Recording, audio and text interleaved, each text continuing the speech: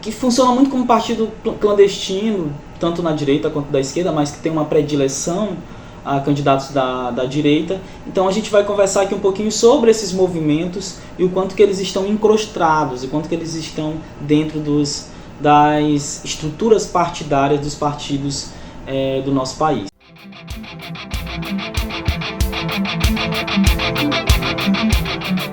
Que depois do MBL, que surgiu lá, ali, né, depois daquelas movimentações de 2013, o Renova BR é o movimento que funciona muito como partido clandestino, tanto na direita quanto da esquerda, mas que tem uma predileção a candidatos da direita. Então a gente vai conversar aqui um pouquinho sobre esses movimentos e o quanto que eles estão incrustados, o quanto que eles estão dentro das estruturas partidárias dos partidos do nosso país. Então, primeiro é importante entender que não nasce de uma coisa aleatória. O nosso país ele tem história de movimentos antidemocráticos que surgem com o discurso de renovação.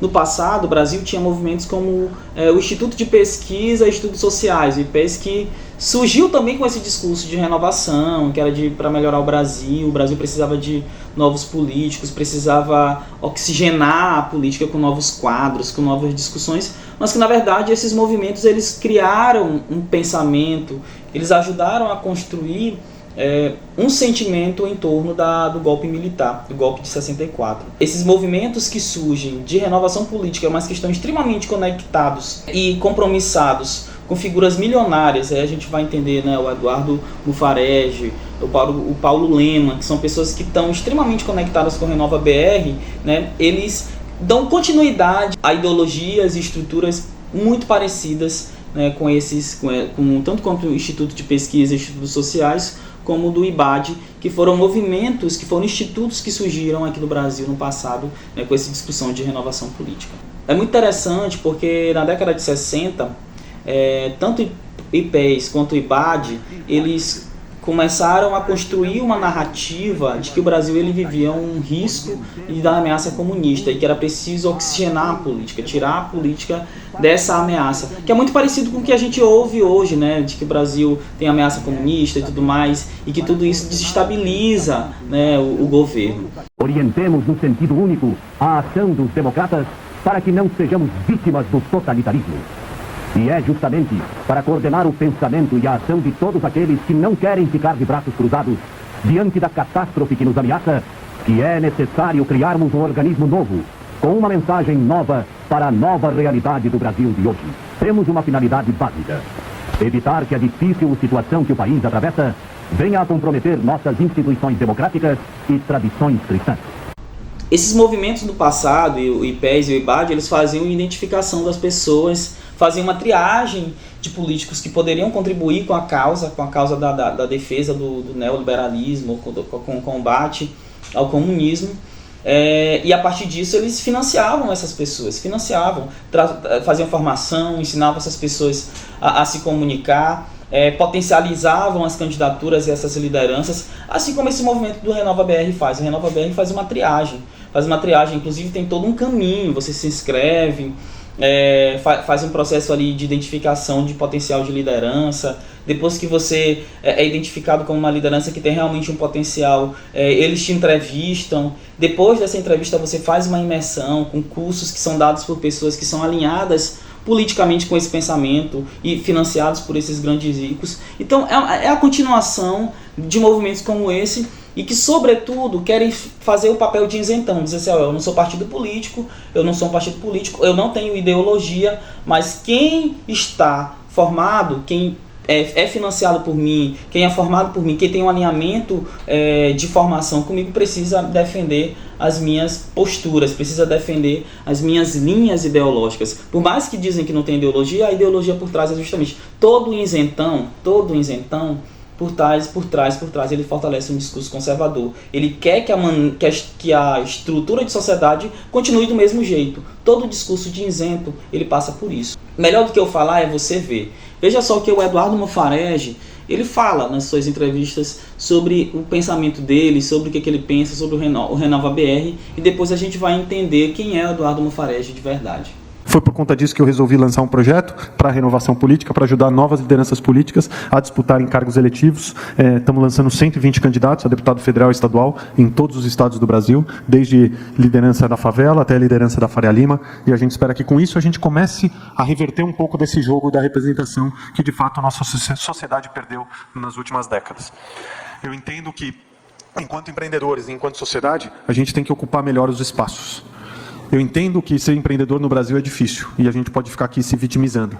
Por outro lado, a pergunta que eu faço para todos vocês é o que nós estamos fazendo, do ponto de vista prático, para que a gente possa, de fato, começar a reverter esse jogo e, de fato, colocar as regras dentro do que é razoável no mundo, dentro do que é palatável no mundo, prevalecendo os objetivos, os princípios de liberdade econômica. Aonde que a gente está dizendo isso?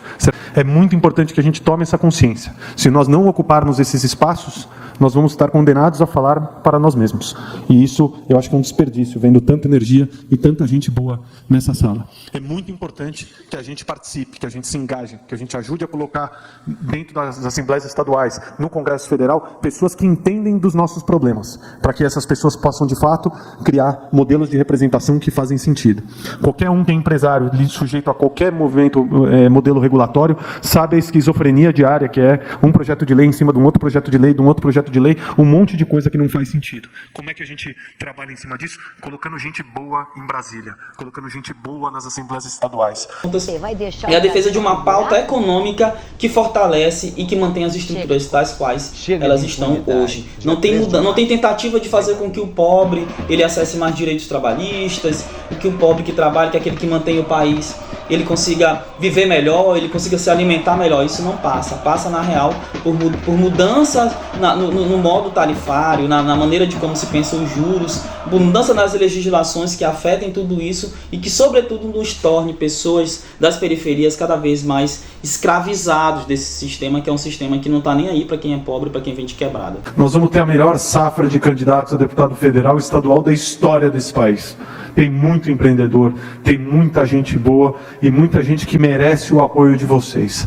Dessa forma, a gente começa a eliminar esse buraco de representação que existe no nosso país. Então, apesar do Eduardo Mufarege dizer que ele não tem ideologia, que ele não está nem da esquerda nem direita, que ele não dá opinião, ele contribuiu, por exemplo, com a campanha do deputado federal Ricardo Salles, lá em 2010. Ele apoiou, ele deu subsídio financeiro para o Ricardo Salles, que inclusive Ricardo Salles foi o grande coordenador daquele movimento Em Direita Brasil.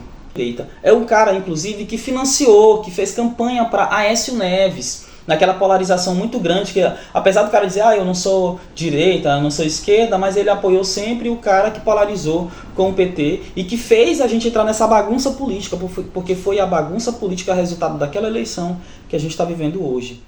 Ele apoiou o impeachment de Dilma, fez campanha, fortaleceu movimentos que pediam o impeachment de Dilma e que a gente hoje sabe que foi um impeachment totalmente político. Ele não tinha embasamento técnico, como o próprio Renova BR diz que faz. O Renova BR diz que forma tecnicamente os seus alunos, os seus líderes. Então toda essa discussão, esse discurso, na verdade, esconde posicionamentos políticos extremamente antidemocráticos. Para ter uma ideia, em 2017 o Renova BR foi lançado. Em 2018 o Renova BR já conseguiu eleger 17 lideranças no Brasil, já no ano seguinte. Mais do que muitos partidos aí que a gente tem. Em 2022, nas eleições municipais, o Renova BR conseguiu eleger já 147 lideranças. Isso num espaço curto, né, de 3 anos, de 2 anos, de uma eleição para outra, o Renova BR já conseguiu crescer tudo isso. Em 2022, o Renova BR conseguiu eleger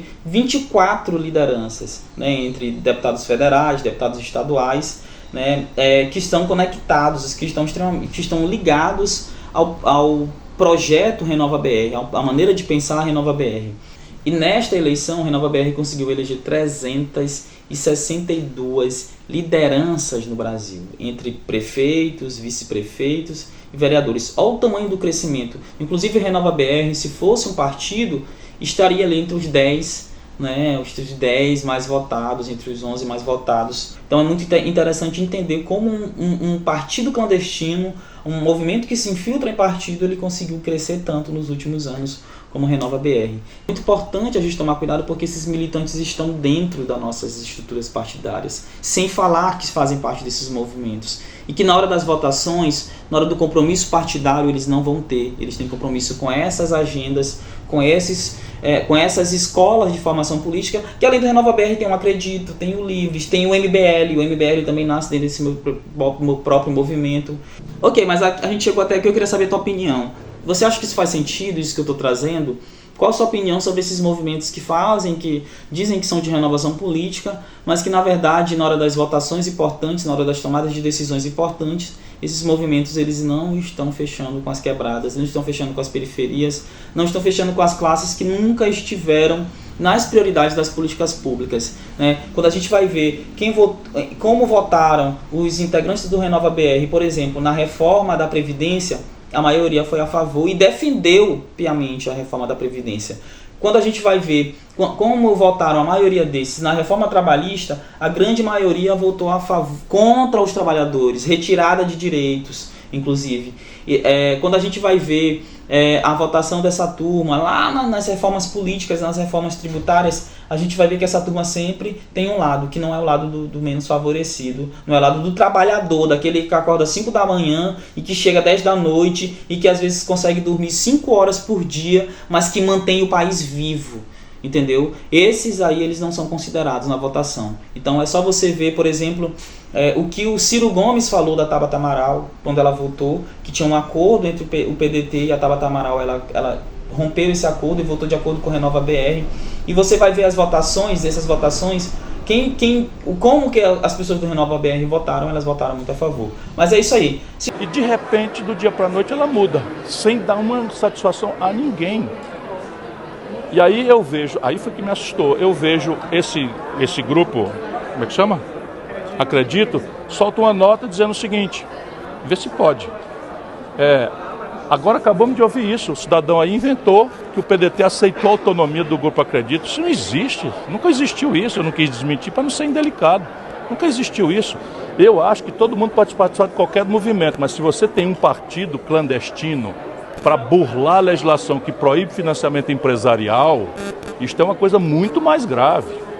E você pega a partir de um partido clandestino que tem suas regras próprias, seu programa próprio, você se infiltra nos outros partidos e usa os outros partidos, fundo partidário, tempo de TV, quociente eleitoral, para se eleger e fazer o serviço do outro partido, aí é problema de dupla militância, não tem nada a ver com qual é a compreensão de reforma da Previdência que nós temos. Mas é isso aí. Se você concorda, compartilha esse vídeo, faz chegar em mais pessoas. É importante compreender, fazer essa formação política. Existem situações muito mais profundas que influenciam a política e que a gente precisa estar muito ligado, porque muitas coisas se repetem. Eu sou Eni Ribeiro, sou vereador de São Luís, sou do Coletivo Nós, sou estudante de Ciências Sociais, né? E para além disso, sou da Quebrada, sou da Itaquibacanga, e é isso aí. Fala Eni é o nosso momento de conversa e a gente vai conversar muito ainda, porque a política ela precisa disso, de diálogo, de conversa e sobretudo de formação, que é o que a gente parou de fazer há muito tempo, sobretudo nas periferias. É isso, vamos que vamos. Compartilha, comenta e faz chegar em mais gente.